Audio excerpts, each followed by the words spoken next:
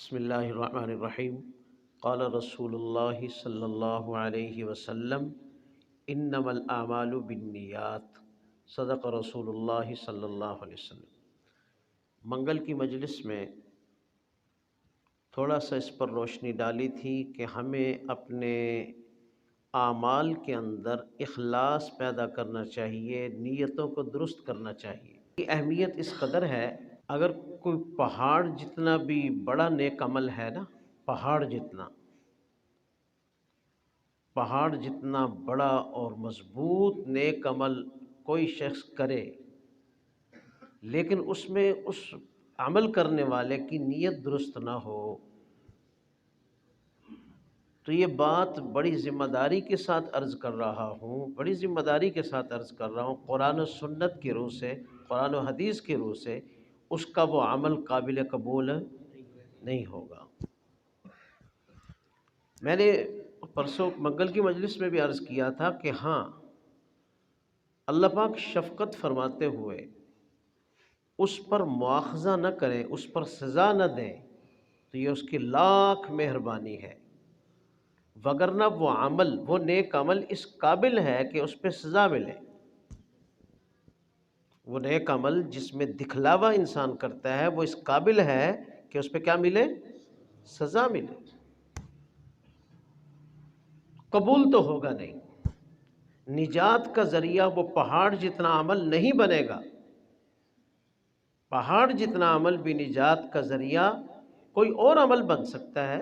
اللہ پاک نے بڑے مہربان ہیں، بخشنا ہے کلمہ گو سب کو، لیکن سوال یہ ہے کہ میں نے جو کئی لاکھ روپے لگا کے وہ عمل کیا ہے، میں نے ایک اللہ کا گھر بنایا ہے، میں عرض دے دوں، میں نے نفلی حج کیا ہے، لاکھ روپے لگا دیا ہے، میں نے کوئی بہت بڑا کارنامہ سر انجام دیا ہے جس میں لوگ بہت خوش ہوئے، بڑی شاباشیں ملی ہیں، لیکن اس میں نیت نہیں ٹھیک تھی، نیت درست نہیں تھی، تو وہ عمل جو ہے نجات کا ذریعہ نہیں بنے گا۔ ہاں، شفقت فرماتے ہوئے اللہ پاک اس پر سزا نہ دے تو اللہ پاک کی لاکھ مہربانی، کروڑ دفع مہربانی اس کی، وگرنہ حدیث پاک میں آتا ہے، صحیح حدیث ہے، شہید جس نے اللہ کے راستے میں جان دی، جان دینا کوئی آسان کام تو نہیں ہے، زبان سے کہنا آسان ہے، جان دینا تو سب سے مشکل کام ہے، کوئی آسان کام نہیں ہے، لیکن اس جان دینے والے کی، جس کا ذکر حدیثوں میں آیا، اس جان دینے والے کی، شہادت کا درجہ پانے والے کی نیت درست نہیں تھی۔ نیت کیا تھی؟ جہاد سے اس کی نیت کیا تھی کہ میں مجاہد کہلواؤں گا، بڑا بہادر کہلواؤں گا، میرے چرچے ہوں گے، میری شجاعت کے چرچے ہوں گے، لوگ میری شجاعت کے گن گائیں گے، میری تعریفیں کریں گے۔ تو معاشر میں جب اللہ کے سامنے پیش ہوگا تو اللہ پاک پوچھیں گے کیا لے کے آئے ہو؟ تو وہ عرض کرے گا کہ یا اللہ، میں آپ کے راستے میں لڑتا رہا، اور بھی آپ نے کارنامے بتلائے گا کہ میں نے یہ کیا، یہ کیا، یہ کیا، حتیٰ کہ آپ کے راستے میں آپ کے دشمنوں سے میں نے لڑائی کی، جہاد کیا، حتیٰ کہ میں نے اپنی جان تک آپ کے راستے میں لٹا دی۔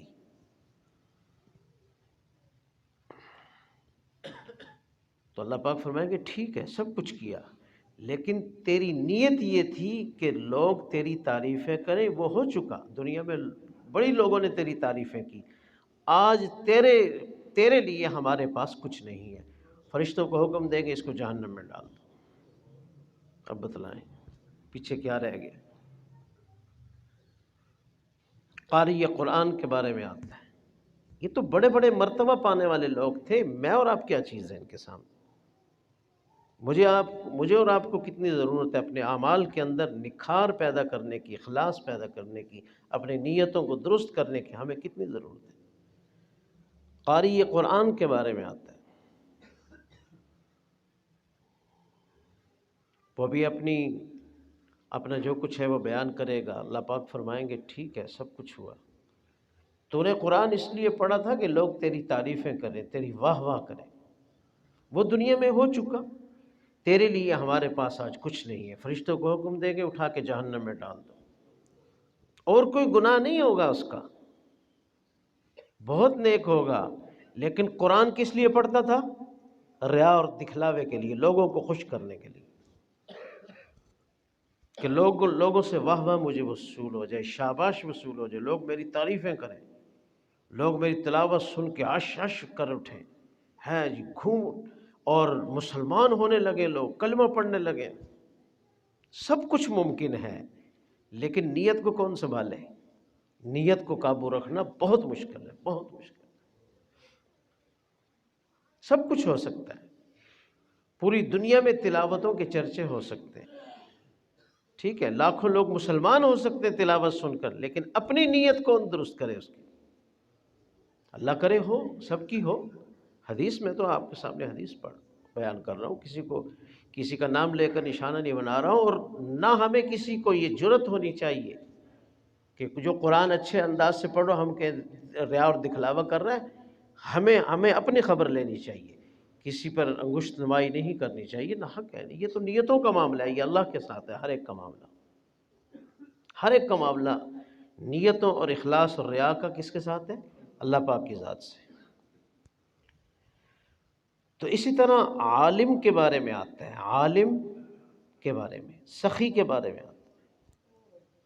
عالم نے اس لیے علم پڑھا، بڑے لوگوں نے فائدہ اٹھایا، بڑا واعظ کہتا تھا، بڑے لوگ فائدہ اٹھاتے تھے، ہزاروں لوگوں کی اصلاح ہوتی تھی اس کے واعظ سے، اس کے علم سے، بہت فائدہ اٹھایا اللہ کی مخلوق نے، لیکن نیت کیا تھی؟ واہ واہ، واہ واہ کی نیت تھی کہ میری عزت بن جائے، میری ٹور بن جائے، میری ٹور بن جائے، میری عزت بن جائے، ٹھیک ہے، میری واہ واہ ہو، میری لوگ تعریفیں کریں، مجھے ہاتھوں پہ اٹھے۔ نیت یہ تھی، کام اتنا عظیم اور نیت اتنی کھوٹی۔ اسی طرح سخی کے بارے میں آتا ہے، سخی اللہ کے راستے میں مال خرچ کرنے والا، نہ دن دیکھتا ہے نہ رات دیکھتا ہے، اتنا خرچ کرتا ہے۔ بعض لوگوں کے تو مال پہ نا ایسے تالے لگے ہوئے، بالکل توفیق نہیں، کنجوس، ٹھیک ہے، پرلے درجے کے بخیل اور کنجوس ہوتے ہیں بعض لوگ۔ خرچ کرنا چاہیے، لیکن کس کی رضا کے لیے؟ اللہ کی رضا کے لیے۔ اور یاد رکھنا، خرچ خوب کریں لیکن مخفی طریقے سے کریں، چھپا کر کریں۔ زکوٰۃ سب کے سامنے دے سکتے ہیں آپ، تاکہ دوسروں کو بھی ترغیب ہو۔ زکوٰۃ اعلانیہ دو، اللہ کا فرض ہے۔ صدقات چھپا کر دو، پوشیدہ طور پر دو، تاکہ اس میں کم از کم وہ عمل جو ہے چھپا رہے اور اللہ تبارک و تعالیٰ کو پتہ ہو اور دینے والے کو پتہ ہو۔ بس اگر اس میں لوگوں کے علم میں آ گیا، وہ لوگوں کے اندر چرچا ہو گیا، ہو سکتا ہے اس وقت آپ کی نیت ٹھیک تھی، بعد میں نیت خراب ہو گئی، بعد میں خود حماقت کر دیا، آپ نے بیان کر دیا اپنے صدقہ، میں نے اتنا کیا، میں نے اتنا کیا، میں نے اتنا کیا۔ بھئی کیا ہے تو اللہ کے لیے کیا ہے، اللہ کے دیے ہوئے رزق سے کیا ہے، اللہ پر کون سا احسان کیا؟ چوتھا سخی کے بارے میں آتا ہے، عالم اور سخی کے بارے میں۔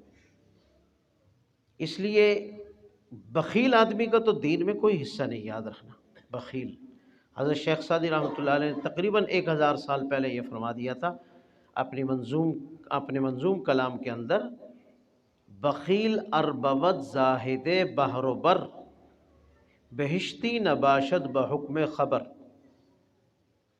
بخیل اگرچہ اتنا عبادت گزار ہو کہ اس نے سمندروں پر بھی عبادت کی ہو اور اس نے خشکی پر بھی، زمین پر بھی عبادت کی ہو، بہت عبادت گزار ہو، لیکن اگر وہ بخیل ہے، کنجوس ہے، راہ خدا میں خرچ نہیں کرتا، حدیث پاک کی روح سے وہ جنتی نہیں ہے، جتنی مرضی کرتا رہے عبادت۔ کیوں؟ بخیل ہونا کس بات کی علامت ہے؟ کہ مال کی محبت اس کے دل میں ہے۔ سخی ہونا یہ کم از کم، وہ الگ مسئلہ ہے کہ ریار دکھلاوا، وہ ایک الگ چیز ہے۔ سخی اپنے مال کی جب سخاوت کرتا ہے اپنے مال سے، اس بات کی شہادت علامت ہے کہ اس کے دل میں مال کی محبت نہیں ہے، یعنی اتنی زیادہ نہیں ہے کہ انسان بس سینے سے لگا کے رکھے ہر وقت۔ ویسے بزرگوں نے لکھا ہے کہ ہونی چاہیے، تاکہ اگر مال کی محبت نہ ہوئی تو حفاظت کیسے کرے گا مال کی؟ یعنی ایک درجہ میں ہونی چاہیے، بس اللہ کی نعمت سمجھ کر ہونی چاہیے، زیادہ نہیں ہونی چاہیے، زیادہ تو اللہ پاک کی محبت دل میں ہونی چاہیے۔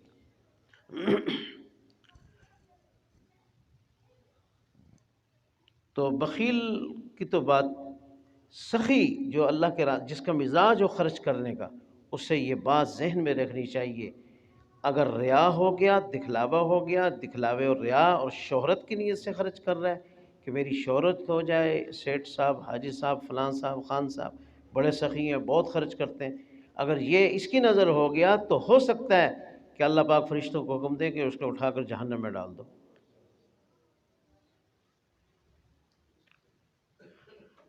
تو اس لیے نیت کی درستگی، انما الاعمال بالنیات، اس حدیث کے تحت شارحین نے لکھا ہے، علماء نے لکھا ہے کہ یہ اصل من اصول الدین، کہ یہ سب سے بڑا اصول ہے، اصول دین میں سے سب سے بڑی اصل ہے کہ انسان کی نیت درست ہو۔ اس کا دین میں بہت عمل دخل ہے، بہت زیادہ عمل دخل ہے، سارا معاملہ ہی نیتوں کا ہے، سارا معاملہ ہی نیتوں کا، یاد رکھو۔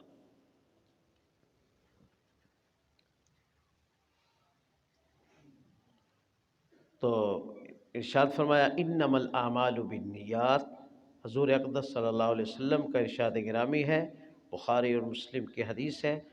حضرت امام بخاری رحمۃ اللہ علیہ نے تو کتاب کی ابتدا ہی اس سے کی، کتاب کی ابتدا اس سے کی۔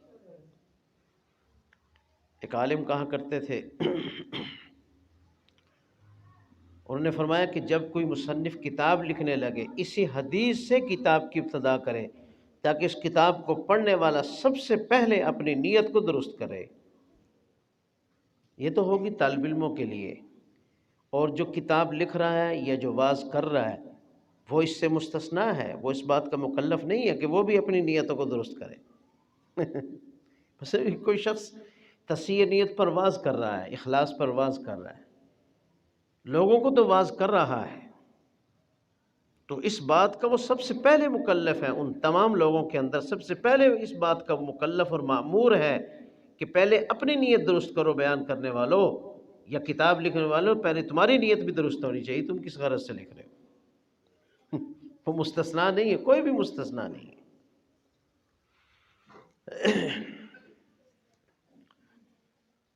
تو فرمایا انما الاعمال بالنیات، اعمال کا دار و مدار کس پر ہے؟ نیتوں پر ہے۔ اعمال کا دار و مدار نیتوں پر ہے۔ اعمال جمع ہے، نیات، نیت بھی جمع ہے، یعنی اعمال اگر بہت سارے ہیں تو اس میں نیتیں بھی بہت ساری ہوں گی۔ عمل کا دار و مدار انسان کی نیت پر ہے۔ کیا معنی ہے اس کا؟ تو آپ ذرا غور کریں گے، چند منٹ کے لیے غور کریں گے تو اس بات کو میں مکمل کر لوں۔ محدثین نے لکھا ہے صحت الاعمال بالنیات، اس کا معنی یہ لکھا ہے کہ اعمال کی صحت، اعمال کا صحیح ہونا نیتوں کے ساتھ ہے۔ اگر کسی شخص کی نیت کسی عمل میں صحیح نہیں ہے، وہ عمل ہی صحیح نہیں ہے، وہ عمل ہوا ہی نہیں ہے۔ آپ اندازہ لگائیں، آپ نے ایک عمل کیا ہے، تکلیف اٹھائی ہے، کوشش کی ہے، مثال کے طور پہ آپ نے نماز پڑھی ہے، ٹھنڈے پانی سے وضو کیا ہے، بڑی مشقت کے ساتھ آپ نے نماز ادا کی ہے، تکلیف کے ساتھ نماز ادا کی ہے، لیکن نیت درست نہیں ہے، تو علماء فرماتے ہیں کہ نبی علیہ السلام نے فرمایا کہ وہ عمل ہی درست نہیں، وہ عمل ہوا ہی نہیں، ایسے سمجھے، نیت جو درست نہیں۔ صحت الاعمال بالنیات، کہ اعمال صحیح تب ہوں گے جب کیا ہوگی؟ نیت درست ہوگی۔ نیت درست نہیں، گویا کہ عمل کیا ہی نہیں اس نے، ایسے سمجھ لو کہ اس نے عمل کیا ہی نہیں، برابر ہو گئے۔ مثلا ایک نمازی اور بے نمازی برابر ہو گئے، بے نمازی تو تارک ہے نماز کا، اور جس نے نماز پڑھی ہے اس کی نیت ٹھیک نہیں تھی، وہ دونوں برابر ہو گئے۔ بعض علماء فرماتے ہیں کہ نہیں، عمل تو چونکہ ہو چکا ہے، عمل تو اس نے کیا ہے نا، آگے مسئلہ نیت کا ہے۔ وہ فرماتے ہیں اس کا معنی یہ ہے قبولیت الاعمال بالنیات، کہ عمل تو ہو گیا، اس سے تو انکار نہیں کیا جا سکتا۔ ایک شخص نے نماز پڑھی ہے، نیت کا معاملہ اس کا اللہ کے ساتھ، اس نے پڑھی تو ہے نا، پڑھی ہے نماز، صدقہ خیرات کیا، اس نے کیا ہے، عمل کیا ہے، اب اس سے انکار تو نہیں کیا جا سکتا۔ وہ فرماتے ہیں کہ قبولیت الاعمال بالنیات، اعمال کی قبولیت کس کے ساتھ ہے؟ نیتوں کے ساتھ،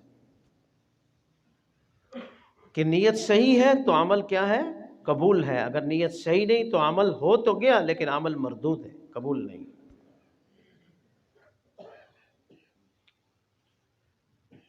بعض محدثین فرماتے ہیں کہ اس کا معنی یہ ہے ثواب الاعمال بالنیات، کہ اعمال کا جو اجر و ثواب اللہ پاک نے رکھا ہوتا ہے نا آخرت کے اندر، وہ فرمایا کہ نیتوں پر موقوف ہے، نیت اچھی ہوگی، اللہ کو راضی کرنے کی ہوگی تو اس پر ثواب ملے گا، اگر نیت اللہ پاک کو راضی کرنے، اس کی خوشنودی کی نیت نہیں ہوگی تو اس پر اجر و ثواب